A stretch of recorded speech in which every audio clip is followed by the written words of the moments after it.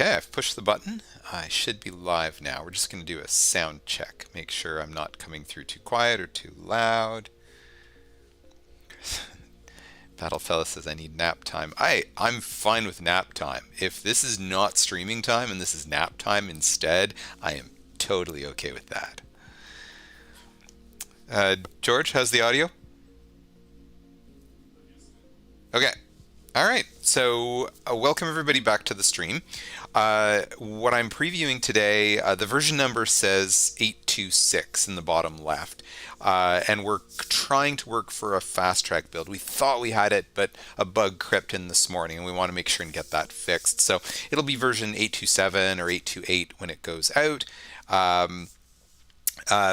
But this has a lot of the things that are going into the update that I wanted to be able to talk about. And our hope is also we've talked in studio about the fact we keep doing fast track updates, which is great for the players who know to opt into the fast track updates. But the public build, it just hasn't been updated in quite a while. So our focus is getting this next fast track out, and ideally it's stable enough that we can push that as a public build and bring the entire community up to where we're at. Because the public players are still on like version 776, I think, something like that. Okay, so last time that I did a live stream, I was showing a bit of the colonization mechanic, moving resources between your colonies, and that worked fairly well. We finally had some of that stuff working, but the next 2 or 3 days after the live stream, as we were testing through, we found some of the problems where you were just ending up with so many colonies all over the place. So we've adjusted the colony mechanic a bit more, made a few different fixes, and I'm going to take you guys through some of those changes. Another exciting thing for this next fast track that I'm going to preview right now is when I go into new game and go to factions, you will see that there are actually 3 more. You might not recognize them at first, but the Breel are a new faction that are going out in this coming fast track. The Gulthian are a new faction, and the Decapsy. And I don't know if that's how we should pronounce them. One of our team named them, wrote down the word, and when I see the word, that's how I say it. It's always interesting when I see other people live streaming our games, the way they pronounce these names we've made up. There's no right or wrong way. We wrote them before ever saying them out loud. Yeah, so 3 new factions are making it into the game. And before I move forward, I do also want to show something. We discovered that we might have been overly ambitious on our galaxy sizes. If I go back and click New Game, this screen is intended to let players very quickly choose the size of the galaxy they want and the sort of experience they want in the game. Our galaxy sizes before were double the numbers that they are now. In the playtesting we've realized that every time we sit down for a multiplayer, and even most of the times that we're doing single player, we were really never going to any of the larger sizes. In fact, we were sometimes hacking the sizes down to smaller galaxies so that we could actually find stuff. So we were concerned we'd just spread things out too much. For now, we've scaled back the size of the galaxies. As we get towards release, we do want to look for something to allow players to really mod this and crank the size of their galaxy if that's the experience they want. But we want the default experience to be balanced, to be something that engages the player. And Galactic Ruler, as opposed to a lot of the Supreme Ruler games, really has opportunities for short gameplay sessions. Like a multiplayer session of 2 hours with 3 players or 4 players and actually getting to the end of it. SR is great for the size and scope of it all, but it creates the disadvantage that multiplayer games, unless you're willing to do the multi-session, it can be tricky to get through it all. Okay, so factions. I'm going to play one of the new ones. I really like the ships for the Breel, so I'm going to choose them. Another change, I think last time I was showing that in the advanced options you could increase the quantity of ships to start with. We're doing that often enough. We've brought the option up to here.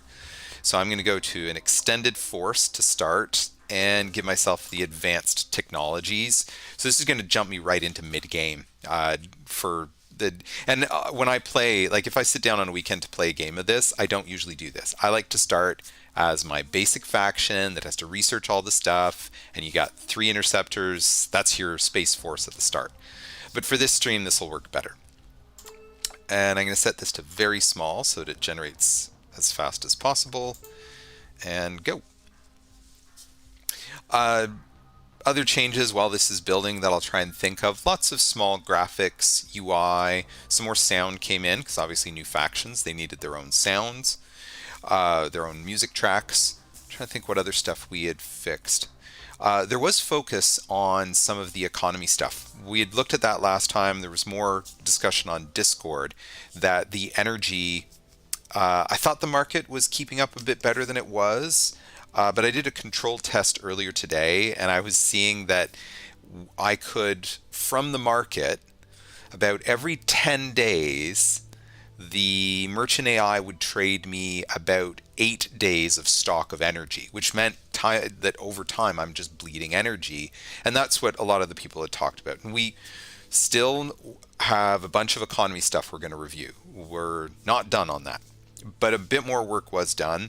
I think in this latest build, it's you can get it to last longer. You can get further into the game. I had one save game that I got about 800 game days in, which is about 8 game years. I'd been exploring across the galaxy. It was going pretty well. Also in my testing, I found different factions have better luck in keeping their energy amounts high. And now that the colonization is working, oh, this is nice. I have a lava moon right there. With the colonization working, I've been able to, in some of my playthroughs, get a little further. Okay, so checking out my system, let me reset my filters and stuff. So my homeworld of Kazinda, I guess, and I've got my orbital station, my shipyard, same things we always start with. I can see that I've got an asteroid here. I can see that I've got a lava moon. To try and something that we are still working on is we've been trying to change some of the identifiers. That right now, when I hold over this, it now gives me the name and lava moon, which it actually shouldn't show me lava moon until I've researched that. We have a ticket open for that. But we're trying to use names of planets, planet types a bit more, so that once you survey it, you can predict what you're getting on that planet. Okay, so I'm going to start by deploying everything that I've got here. Turn up the speed a little bit. So when you start with an extended start, as you can see, you get a lot of ships to start. And this is going to let me grab an engineer, and I'm going to right-click, build orbital station. This is going to be the first change from from 2 weeks ago. I built an orbital station on a moon of my homeworld, and you'll notice it still belongs to me. That the new rules around colonies try and keep orbital stations that exist really only for system level control, that have a planet around them. It tries to keep all this stuff as one faction so that you don't end up with quite so many colonies, and each colony is a little more significant if you take the planet, the space above it, and some moons for space level stuff. It'll just all be one colony. The mechanics can also break these apart. We'll have to see if I have an opportunity to show that today. But with this, now to deal with some of the energy issues, I'm now going to go build, and I want energy collector. Aha. This is a very small change, but you might notice I have a build cursor now. This is something we've wanted for, I think it got onto our wish list more than 10 years ago, to have a custom cursor when you're in build mode. So now I can, I think my sound effects are cranked way high. Let's go into options, sound, let's bring those down a bit. Yeah, so now if you go into the right-click build, I'm going to do some shipyards, that you have this nice cursor that shows you when you're in the build mode, and as soon as I right-click to let go, it clears out. Actually, I think it got stuck there, but I think that's one of the tickets that's being done for before we push up the fast track. Other things. Now I'm going to grab some of my military force. Corvette, destroyer. Let's bring you guys down here. Another Corvette, escort, interceptor. Oh, increase time. What else I got? Another destroyer, another Corvette. I want to make sure that the pirates aren't going to come and interfere with my plans. I'm going to go back to build. Let's drop a defense platform, or maybe two. All right. I'm probably going, because I'm doing a lot of this colonization, I'm probably going to need some more stellar engineers. Let's build a few extras of these. I wonder if I can find an interesting system somewhere else. Ooh, that system's quite close to me. Let's go see what is in that one. Found more races.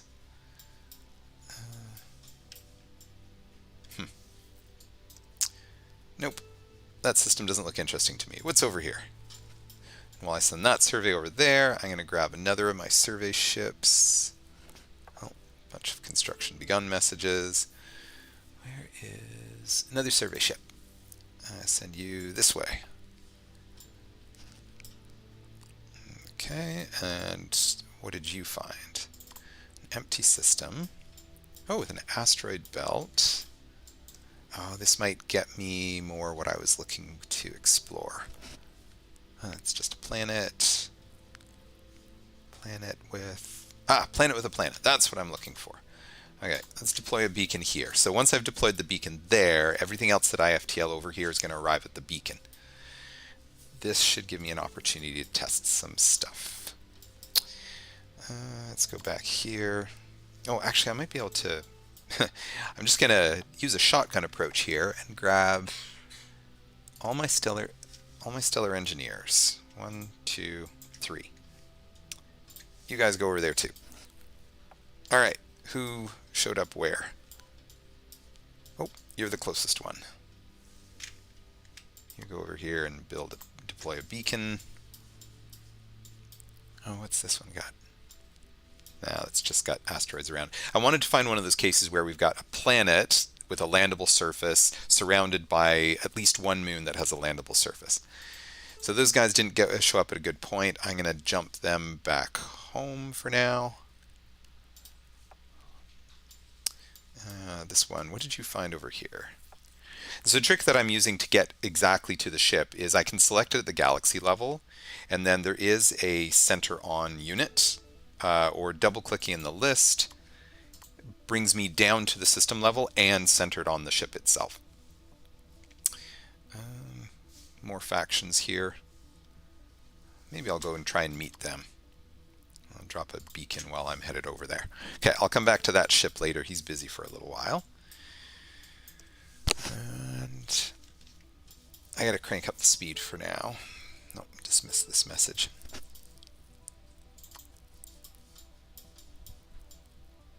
Actually, that original survey ship might be the first one there.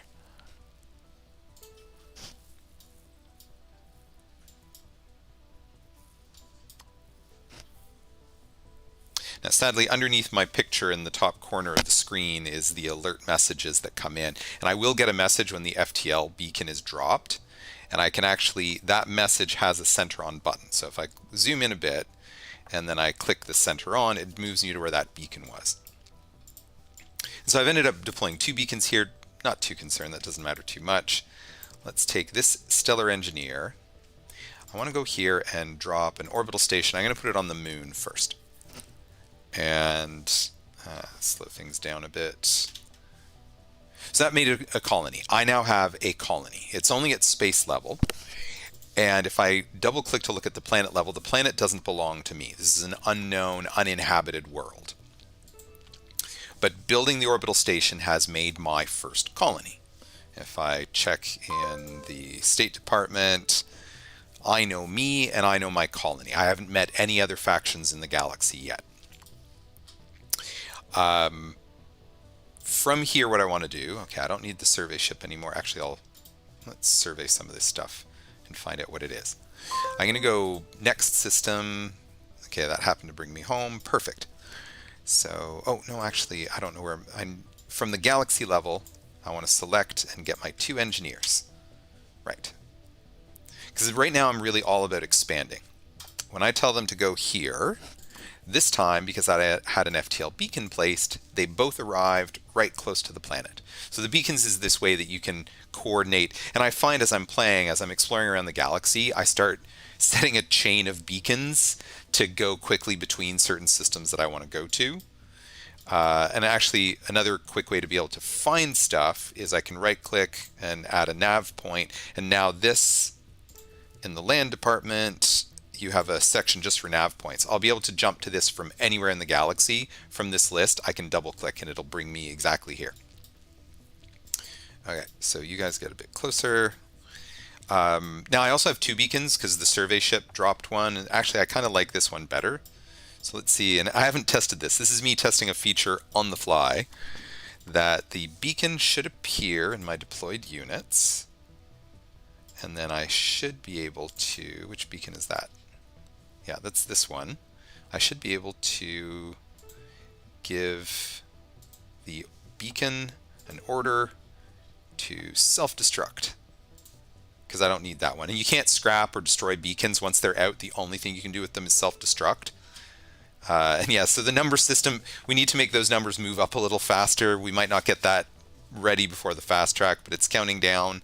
And once it gets to 0, it will blow up. There we go. So I got rid of the beacon that I didn't need. This is the one I'm going to use. Then here, I'm going to, again, build another orbital station. I'm going to crank up the speed a bit. Okay. So like I was describing in my home system, when I added to my moon, it kept it the same. Here I started on the moon, but then I added to the planet. And it still has made this all one colony. Because this means that if I put, a common thing here might be to grab a shipyard and put 5 shipyards here, 5 shipyards there. Now I have one colony that's producing 10 ships at a time. Whereas in the last update, you would have ended up with 2 colonies, 5 ships each. The next thing, though, that can happen is, okay, I colonized at the space level, but maybe I want to build a spaceport and put it down here on this world. Now, I could only do spaceports here. I couldn't colonize, because even though it's Earth standard atmosphere, the Breel, this race, they breathe a thin atmosphere, not an Earth standard atmosphere or oxygen nitrogen atmosphere. So you always have to, you pay attention to the atmospheres as you're going, but you get this symbol. The red means you can't colonize, green means you can. That seems to be pretty standard for people. So now what I've got is, I built an outpost. Where did my outpost go? There it is. And so the idea is that on non-breathable worlds, you can still put down an outpost. You'll still be able to expand out. And I could start looking now for metal ore, so I could do ore mines or energy. I probably should have moved over a little bit. And basically, you're exploiting worlds. I had one of one of the games I was playing, I managed to land on a world that had like 3 power spots just north of my outpost and 2 metal ore positions just south of my outpost. And I'm like, perfect. And that colony existed merely for producing goods and shipping them back to my homeworld. One of the things we do for controlling the colonies is, so here at the system level, you see my faction emblem. I am the Breel. This is who I am. I'm at the system level. When I'm touching anywhere inside my colony, oh, and we're having some flag issues there. I'll have to open a ticket for that. This is supposed to be the flag given to the faction. By clicking it, it changes who I am. So now I'm the colony, and this colony actually comes with a small quantity of goods and personnel to start. To be able to trade, what I'm going to have to do is my colony is going to need one more building. I have to build orbital storage. Oops, I clicked the wrong button there. Build orbital storage. Excuse me. Now, once that's complete, I'll be able to trade with anywhere that has their own orbital storage or a spaceport, which reminds me I need to go back to my homeworld and click my homeworld emblem. If I'm going to do trading, my homeworld is going to need a spaceport. Let me clear the filter. I'm going to build military, alphabetical, down to the bottom of the list, spaceport. Now it's going to take about 15 game days to build. That's not too long. Once that's done, I will be able to do diplomatic trades between my homeworld and my home system and the colony in that other system. And this is again that the game's trade system is built on this concept of a merchant robot race who are neutral. They trade with everybody indiscriminately. They don't judge, they don't care. Their rate is pretty much fixed, and it's all based on what's available in the galaxy. The backstory is that these are leftover robots from some dominant race that's now disappeared. Nobody knows where they've gone. Okay, so then back over in my other system where I started to exploit those worlds.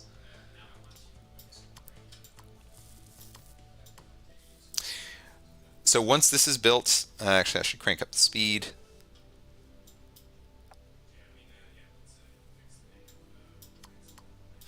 Actually, why don't I go back to my homeworld? Yeah, now I'm in one of those points where I'm waiting for things to finish building. My energy collectors are almost done. Because this is its own colony, the energy collector is going to be it's going to provide the energy directly into my stock. With the spaceport built, I just got to wait till that's done. I should have started that first. How much longer has it got? Okay, just need that to finish. What are people saying while I check this?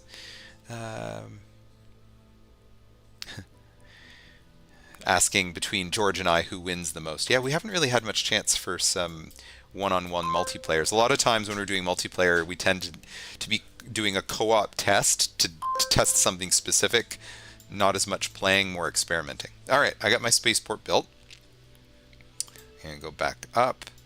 Now I should, in the State Department, I can find my colony, which brought me over to them, and I'm going to do a diplomatic trade.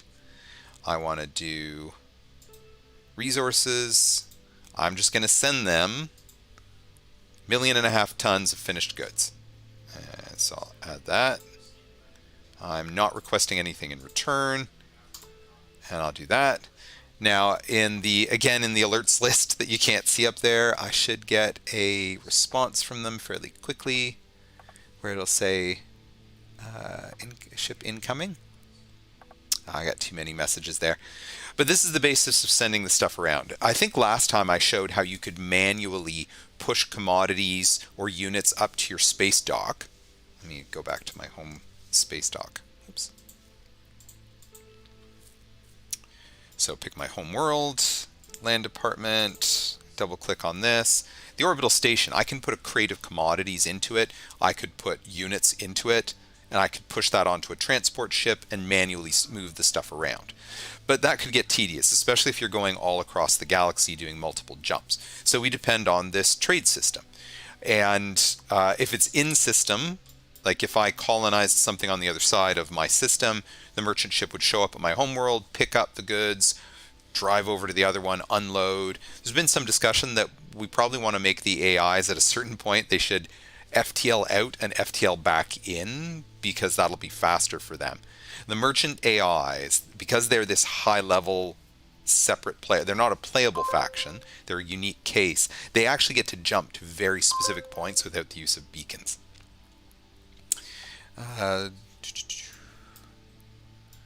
Yeah, so and I wasn't planning to stay too long today because since the fast track isn't up yet, you guys can't actually try this.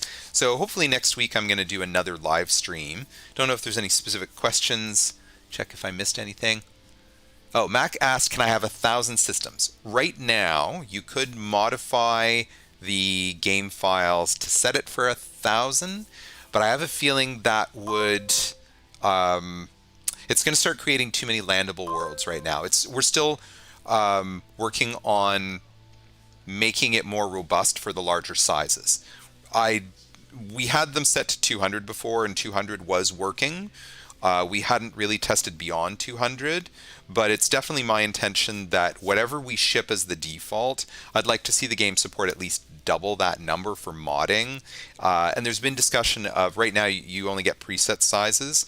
I'd kind of like to get a slider in the game, so if somebody says they want 37 systems, that they could be that precise, or maybe increments of 5 might be an easier way to do it. But yeah, the if anybody wants to try modding, I can't show it because of the way my screen is shared. In the games install folder, in the maps folder, data folder, there's a file called default.gprf. GPRF stands for Galaxy Profile. It lists out in plain text each of the galaxy sizes.